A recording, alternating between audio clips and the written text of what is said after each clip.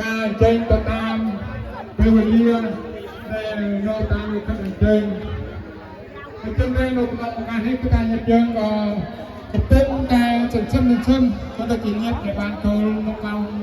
រោងការឬឆ្លាស់ហើយក៏ដូចជាញាតិកំពុងតែធ្វើដំណើរចិញ្ចឹមចូលមកតាមនៃរោងការរបស់យើងក៏ដូចជានេះតាមនាមជាណាលោកគុំគ្រួសារក៏សូមធ្វើនៅសេចក្តីស្វាគមន៍ដោយជាចំពោះញាតិមិត្តជិតឆ្ងាយដែលបានអញ្ជើញមកគឺដោយការអញ្ជើញញាតិយើងក៏កំឡុងស្កាត់នៅពេលវេលាដើម្បីចូលមកញ៉ាំនៅកម្មវិធីនេះគុំគ្រួសាររបស់យើងខ្ញុំបានមានសភាពកកនិងសភាពព្រីព្រីហើយព្រោះតែយើងខ្ញុំក៏សូមធ្វើនៅសេចក្តីស្វាគមន៍ដោយ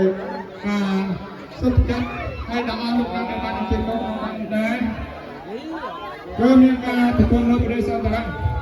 ជាមួយការសាកសួរមួយសំទៅតាមនៃទឹកចិត្តរបស់លោកអ្នកទាំងឡាយនៅពេលក៏សូមមេត្តាតាមទៅអពេលតោះដល់ក្រុមគ្រួសារនៃប្រគំខាងប្រុសផងហើយទៅ